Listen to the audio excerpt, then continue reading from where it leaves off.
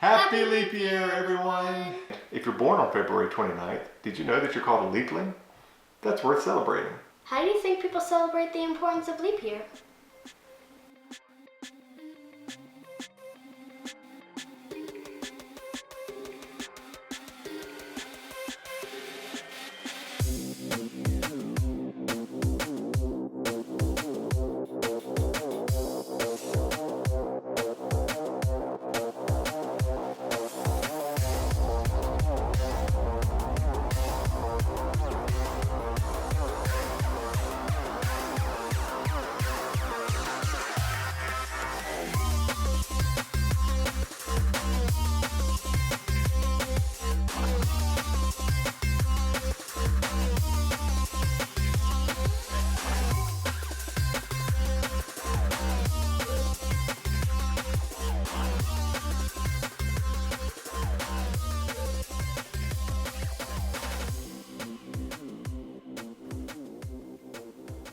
That's probably a little too much. Yeah. Yeah.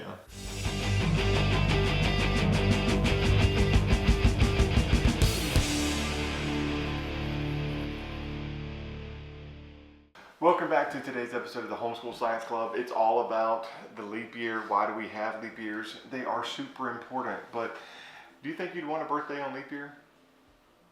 I don't know, maybe. Maybe, yeah. There are some very famous people that have birthdays on leap year. Pope Paul III had a birthday on leap year.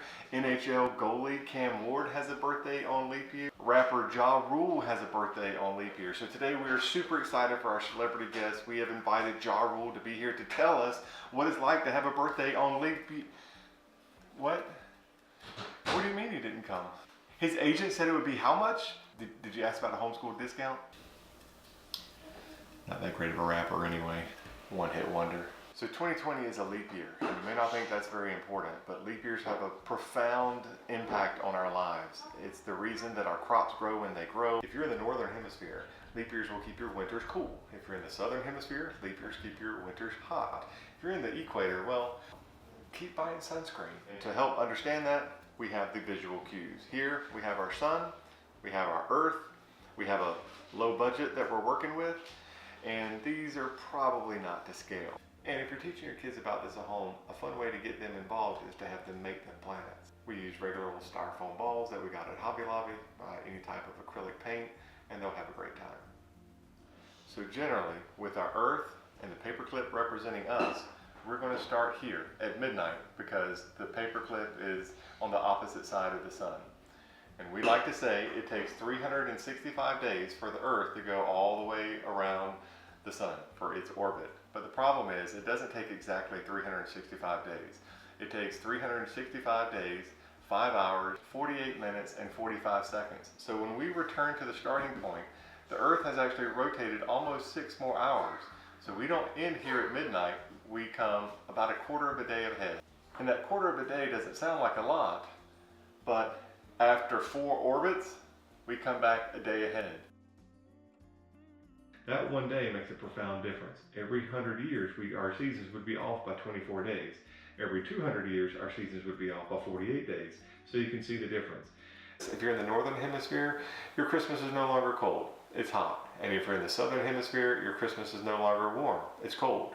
Crops wouldn't be growing where they normally grow. Rivers and seas boiling. 40 years of darkness, earthquakes, volcanoes. The dead rising from the grave. Human sacrifice, dogs and cats living together, mass hysteria. So the solution is every 4 years we add a day back into the calendar. So it takes a little bit longer and we return back where we're supposed to be. The problem is that correction is actually a little bit of an overcorrection in the other way. So every 100 years, when there's supposed to be a leap year, there isn't one. In the year 1900, there was no leap year. In the year 1800, there was no leap year. In the year 1700, you can see a pattern here. The problem with that is every 400 years, that actually overcorrects the correction in the other direction. So every 400 years, when you're supposed to skip a leap year, you don't. So this year, the year 2000, there's actually going to be a leap year. So what that means is, if you were born on leap year, February 29th, 2020, and you're looking to celebrate your legitimate 24th birthday on the year 2100, well, you're going to have to wait an extra 4 years. That's a bummer. All right, so that's it for our episode on leap year. Hope you understand the reason behind it, why we have it every 4 years, and why it's so important to keep our seasons in check. Stay tuned next week where we're going to be discussing the differences between weather and climate traveling all over the Southeast. It's going to be fun, and it's going to be cold. Click on the subscribe button, click on the like button, and we'll see you next week.